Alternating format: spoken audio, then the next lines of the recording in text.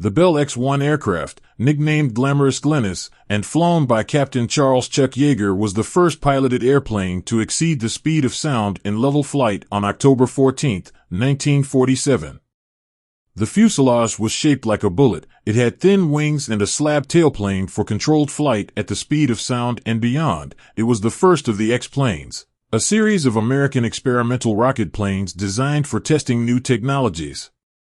Swept wings were not used because too little was known about them. As the design might lead to a fighter, it was intended to take off from the ground, but the end of the war made the B-29 Superfortress available to carry it into the air.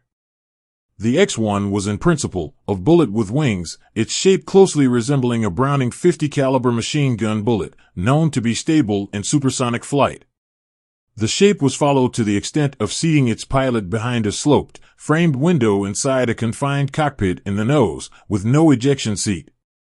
The nickname Glamorous Glennis was chosen by Chuck. He named all of his assigned aircraft in some variation after his wife.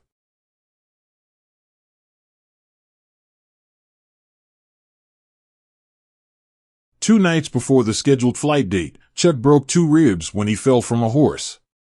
He was worried that the injury would remove him from the mission and reported that he went to a civilian doctor in nearby Rosamond, who taped his ribs. Besides his wife, who was riding with him, Yeager told only his friend and fellow project pilot Jack Ridley about the accident. On the day of the flight, Yeager was in such pain that he could not seal the X-1's hatch by himself. Ridley rigged up a device, using the end of a broom handle as an extra lever, to allow Yeager to seal the hatch. The airplane was drop-launched from the bomb bay of an B-29 and reached Mach 1.06, or 700 miles per hour. Conceived during 1944 and designed and built in 1945, it achieved a speed of nearly 1,000 miles per hour in 1948. Following burnout of the engine, the plane glided to a landing on the Rogers Dry Lake bed of the Mojave Desert in California.